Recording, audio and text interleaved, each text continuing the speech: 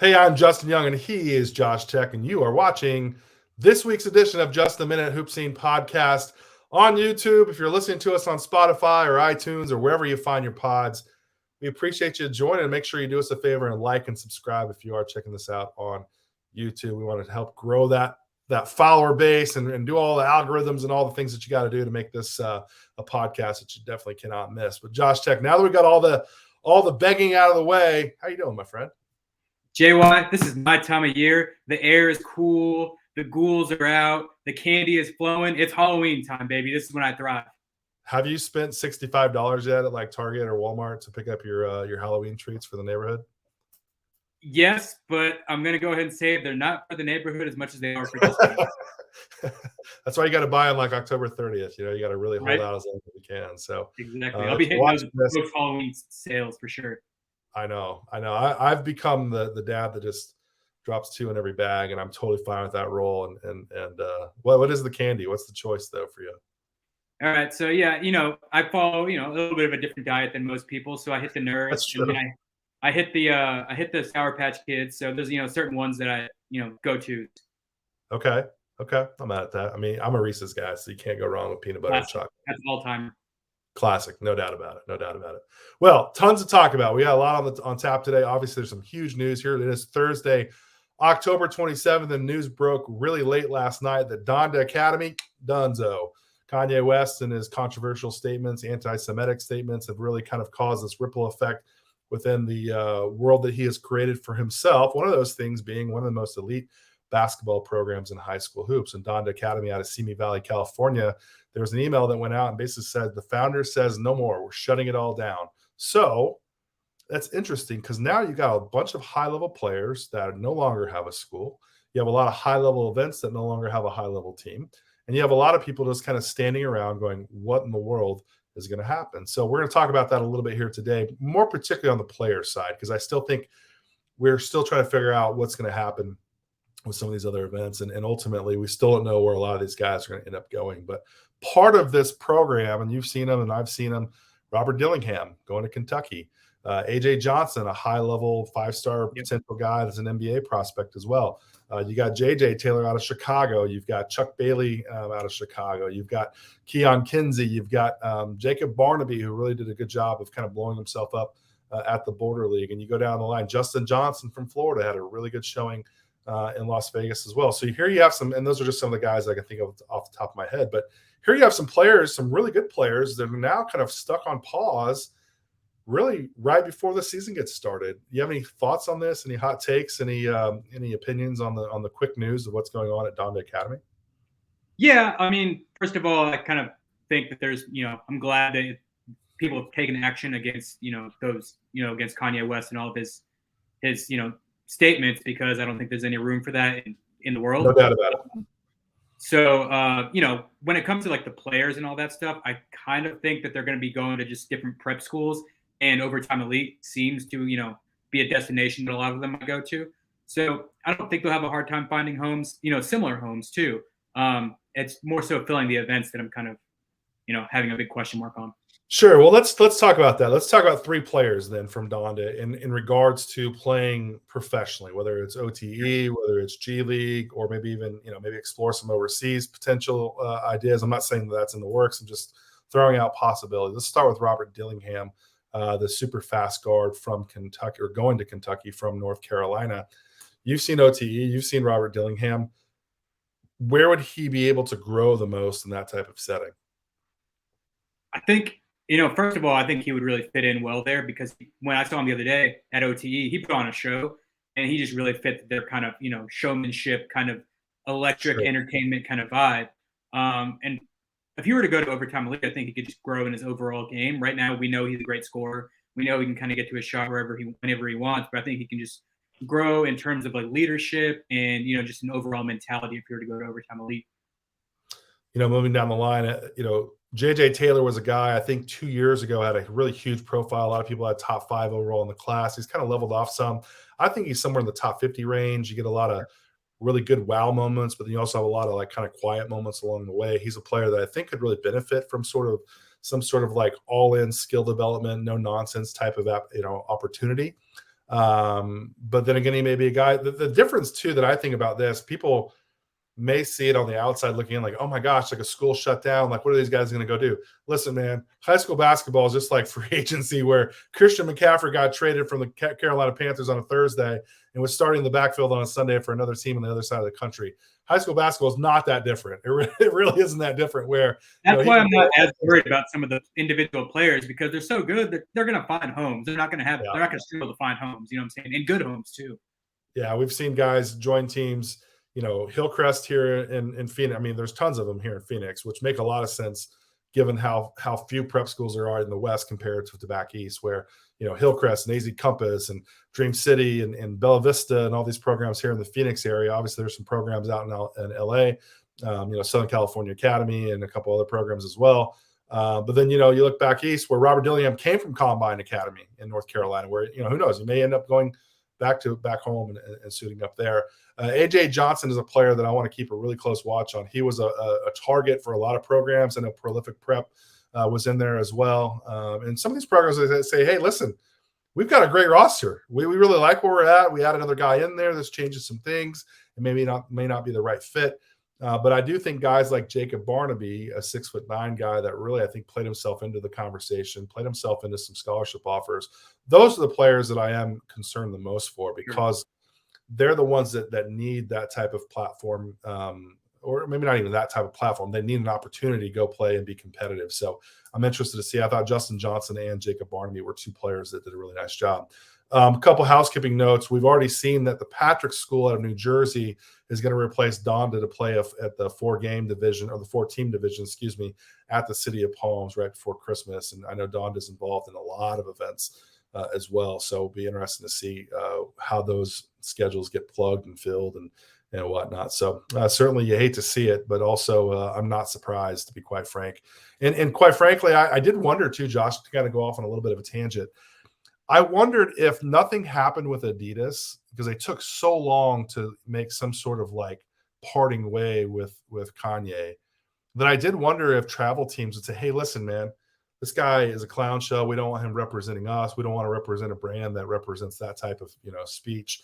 I was curious to see if it got to that point as well, if we saw any other teams on the travel side make some sort of decision. So, definitely a great reminder if you're a young kid watching this. Careful what you say and where you say it and how you say it and why you even say it. More importantly, your actions could really cost you a lot of opportunities. So, think about it. Be smart. Be an adult. Have some compassion for your fellow humans. Enough of our little soapbox here for now. Any other last thoughts on Donda, Josh, before we move on? No, I mean, it was kind of out of my purview anyway. So like this, Sure. it shutting down was not really like an overall impactful thing for me anyway. It was more so a curiosity than anything else. Well, we'll certainly have you covered. Make sure you keep us followed up on social media, on Twitter and Instagram, as we see guys making decisions of where they end up going. I know a lot of our state experts may have some thoughts on that as well. Justin Byerly, Garrett Tucker. Heck, we may see some guys end up in Florida at some of those prep schools. So Michael Costins will have you covered as well. So make sure you keep your eyes on Twitter for those types of deals. Josh, do your fingers hurt? I'm just curious. Do your fingers, are they sore?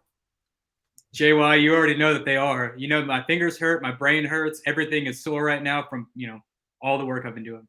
We've got Hemingway of basketball sitting on the other side of the screen for me right now. Josh, you wrote 100 things that you're looking forward to seeing in Georgia high school basketball as we get ready to tip things off. 100 things. Why are you such an insane human being? I don't know. It's just the way I'm wired. When I get a project going, I get tunnel vision and I just can't stop. And 100 was an arbitrary round number. I was like, all right, I'll hit that number. So literally, help me understand. Literally, you wrote 100 topics. Yeah. So the general gist of this is last year I did it as a way to get me, hyped up for the high school season in Georgia. And it's also a way for me to kind of learn about other people in states or other people in areas in the state that maybe not, may not be exposed to during the travel season and all that. So the way I approach it is that it's just a conversation between myself and I. I'll ask myself questions and then I'll answer them, And it's just it's a really fun kind of bit of content. I love it that you basically just wrote it only for you. Essentially, like, I mean, because here's my thought process on that. It's something that I would want to read. It's something that Sure, college basketball writers write, and yeah. that's stuff that I've always digested since being a basketball fan. Well, if you are a hoops junkie, which I'm sure you are if you're watching this, definitely go check that out. Is it live right now on HoopSeen.com? Not yet. It'll be live at the beginning of next week. So around Okay, Halloween or maybe the day after November 1st. perfect. Okay, so give me like a preview. What are some of your biggest talking points in your 100 things that you're excited about for the upcoming season? Sure. So yeah, the first thing that's on there, spoiler alert, and it's something that is a recurring topic, is region realignment here in Georgia. So a lot of teams have shifted and gone up and down in regions. For instance, Wheeler went from 6A to 7A, and that's just a big talking point throughout the entire thing. Another thing is the top of 7A. So who's kind of gonna be those top dogs? Right now, I think we're looking at a school like Wheeler, we're looking at a school like McEachern, Norcross, Grayson. All these kind of schools are in there. So I kind of go back and forth throughout the piece, just kind of dissecting the top of 7A. And then another talking point is Grovetown going to repeat as 6A champions? With region realignment, a lot of teams have kind of left 6A. A lot of teams have gone into 6A. And then Grovetown returns a lot of their pieces from last year's 6A championship team. So, can the Warriors repeat? I still think that was one of the most, I watched so much of the playoffs last year, all the way out here in Cactus Land, really trying to keep up. I was back there for the region tournaments, watched a lot of the state tournament, and what Grovetown did. Now they the way that it's seeded out, Wheeler went there and they lost in Augusta. Is that right? Yeah. Out in East Georgia. And I do think that is such an important piece, whether it's Georgia or wherever you are in the country. If your state playoffs allow you to play for home court advantage, I know that was random, wasn't it? Wasn't it just a matter of what region, because they're both number one seeds, if I remember correctly? Nevertheless, getting home court advantage in the postseason, man, we see that every single year, like how important that is. And what Grovetown did, man. I still think in my 20-something years of watching high school basketball in Georgia, that was one of the most impressive things I've ever seen. So they have a lot of their pieces back, too, off of that team, don't they? I think they have pretty much everybody back. I think all of their starting rosters back, plus they, some of their bench guys are back. We're just looking at another loaded team. Yeah, it's going to be fun to watch. You've done a great job of keeping teams updated with your preview, your A to Z preview. I know Michael Costines has done that as well in Florida. I know Garrett Tucker and Justin Byerly are also doing that in Alabama and Tennessee, or Alabama and North Carolina, respectively. We'll have some Tennessee stuff as well from Andre Whitehead coming up too. Also, I've kind of been going through. Make sure you follow me on Twitter at Justin D. Young. I try to post some sort of zoom in every single day, an item of a player that I've seen, just kind of a scouting report or some thoughts. So we have a lot of pieces kind of going all over the place, whether it's on hoopseen.com or you need to become an insider, over on social media where we try to keep you updated. And of course, right here on the Just a Minute podcast, we're going to go through a lot of those points as well. So we talked about Halloween at the start of the show. I've got a big family, man. I got a lot of kids. Most of my kids now are older and grown. Now they're the age where you're like, you don't really need to go out. Go ahead and put that pillowcase away. Do you really need to bring back all that sugar? Of course you do, because dad's going to steal it. But I'm kind of past that point now where my kids are dressing up as princesses and Disney characters and stuff like that. I do love this time of year because it does make a fun topic to talk about when it comes to basketball. None of my kids ever dressed up as scary. I have 4 daughters. I have 2 stepkids, and none of them ever dressed up as being scary. Maybe my stepson did when he was younger, but that's before we got married. But I digress. In high school hoops, though, there's some scary freaking players out there. Oh, yeah. Who comes to mind for you? You're like, you don't need a costume, bro. You're like, you freak me out enough the way that you play on the court. So he seems like a nice guy off the court from the interactions I've had with him, but on the court, Flory Badunga out of Indiana, Kokomo, Indiana, that guy's a freaking monster, man. In the paint, that guy is a freaking monster, and he would scare me if I had to go up against him. And then another guy cut from the same cloth, he just committed to Michigan, is Papa Conte. Once again, monster in the paint. Just and those are the kind of guys who, as a short man, I'm most afraid of. But JY, I know you have a long history in this industry. So, historically, who are some of those guys for you? Oh, yeah, that's a good one. I like Flory Badunga. One, because I think he has a great name that could be you could make that into a great character if you made a parody basketball horror movie. Flory Badunga, the Rim Murderer. Yeah, I don't know. Like over the course of my career, I think there's a couple of guys. One guy comes to mind, and we've heard about OJ Mayo, right? The legend of OJ Mayo and like the prep star that he was, and like what a dynamic player he was. And I always wonder, like, if he had social media like what we have now, like would he be in the same category as Mikey Williams? Probably, maybe bigger. But he had a running mate named Bill Walker, and Bill Walker was one of the most explosive guys I've ever seen. And he and OJ were must-see basketball wherever they went, whether it was the King James event in Akron, Ohio, whether it was out the big time in Las Vegas, or whether it was in some podunk gym in the middle of nowhere with the D1 Greyhounds. You had to go see Bill Walker. And he did things that when he left the floor that you're just like, your brain couldn't comprehend the physicality that he played with. You know, he hurt his knee really bad. He went to Kansas State, had a pretty good career there. He actually played for my brother. My brother was his head coach in the G League for a little while. And he always said, man, Bill Walker, if he didn't get hurt, could have been an absolute stud in the NBA. Just an absolute freak show. I love the way that Bill Walker played. Scared the absolute crap out of you. You never saw anybody take a charge on that dude. Forget about it. Forget about it. You'd have some sort of appendage like taking you out along the way. But I think him, in fact, you know what? Now that I'm thinking about this, he played against, yeah, I think so. I think it was a Southern Invitational from our friends from the Hoop Group at University of Virginia in like mid-2000s, where Paul Harris, who played at Syracuse, who was one of the absolute best players that never was. Like that era between 2003 to 2009, to me, is my favorite era of all time. And Paul Harris was one of the best ever to play in that era. Scary dude. Looked like a freaking linebacker, 6'4", played every position. If he put his shoulder into you, cracked sternum. You cracked your sternum every time, dude.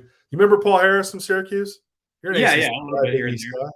So that's how young you are, bro. Like, you're making me feel really, really old now. Do you remember him? A little bit, yeah, but not as well as you do, obviously. Oh, I remember from Syracuse, but not from like his high school days. I feel 70 years old right now. Sorry, man. Well, those guys come to mind. I mean, I could probably list a number of other. Josh Smith, right? Josh Smith was an absolute beast, and he would do things. I mean, Dwight Howard, honestly. Dwight Howard's probably the scariest guy. Physically, you just don't see guys like him coming out of. I got a guy that could bridge our age gap. What about Zion Williamson? Well, certainly, yeah. We actually probably saw him commit a felony on court floor at the Bob Gibbons. You can go Google it right now. Like, honestly, pause the video, click the button, go over there and say Zion Williamson killed the man, Bob Gibbons Tournament Champs. The video's out there. I think that's the title or something like that. But yeah, and the poor kid just laid on the court, didn't move. You're like, ah, crap, you know. So, but it was pretty funny. But yeah, Zion. I mean, yeah, I don't know why I didn't think about that one. That's a no-brainer. You could, put a John Carpenter mixtape to his highlight reels, and then boom, you got a Halloween movie right there. I love it.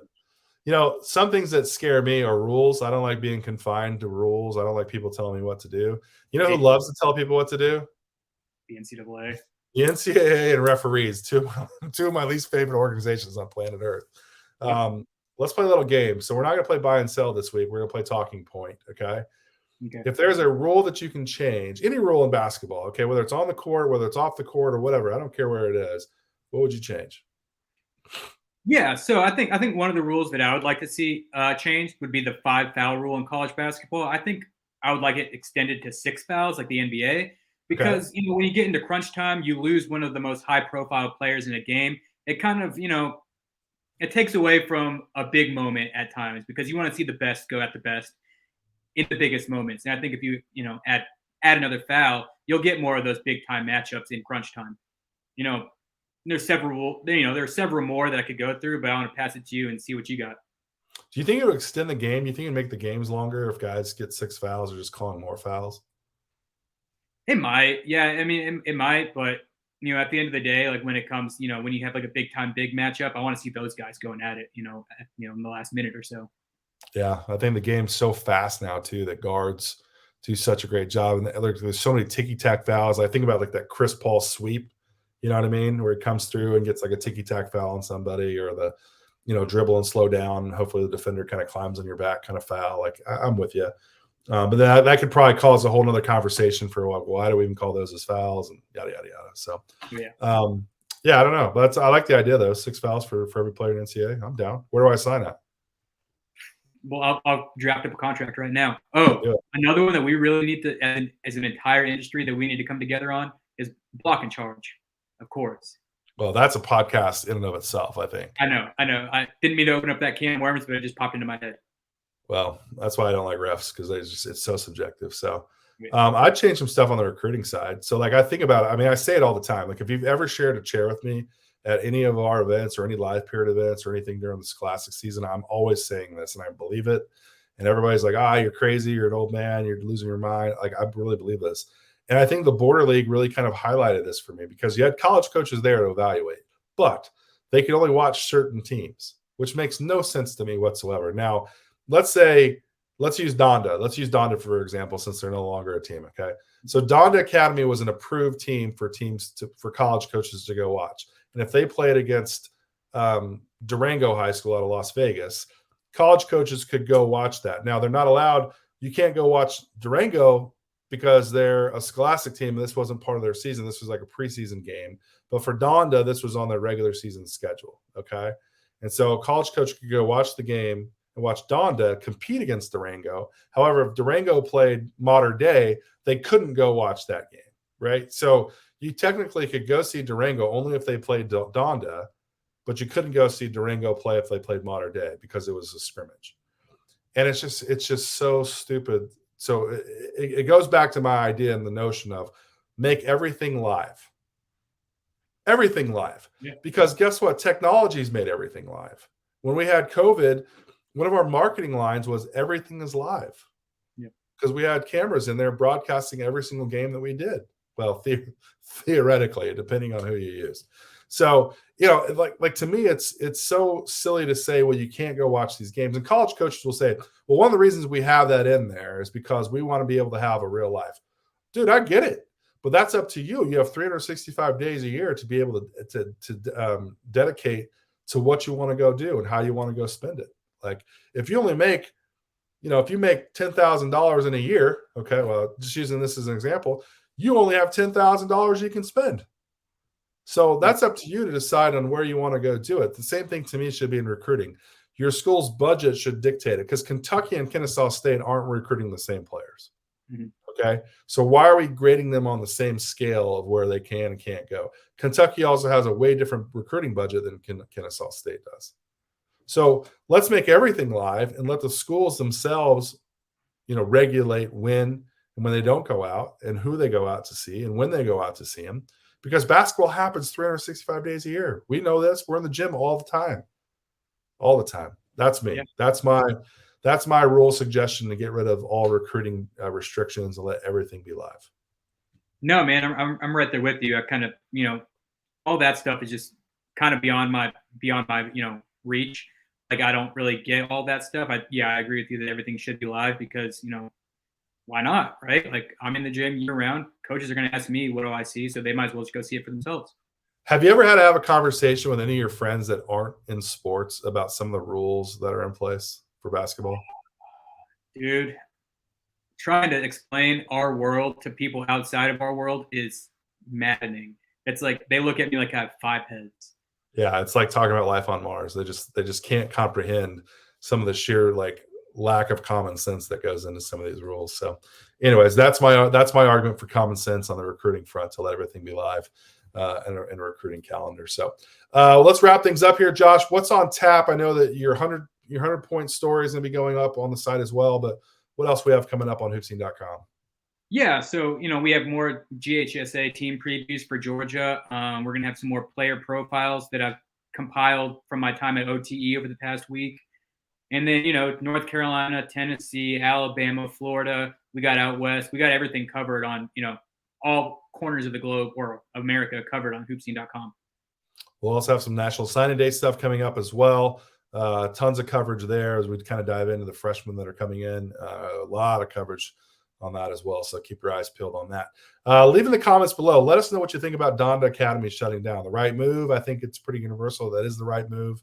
Let us know where you think some of those players are going to go. What do you think that they deserve out of that, or what do you think that they're going to go do? So if you're on YouTube, make sure that you not only like and subscribe, but drop a comment below. Let us know what you think, and maybe we'll even drop some. If you have a question, maybe we'll put that into a future podcast as well. So But for Josh Tec, I'm Justin Young. We appreciate you watching this week on the Just a Minute podcast, and we'll have plenty more to come as we get ready for the season starting up. But every single week, we're going to try to do this on a regular basis, and we appreciate you spending some of your time with us as we talk about high school basketball, college basketball, pro basketball, all the things in between. And we appreciate you coming by every single week. Take care, Josh.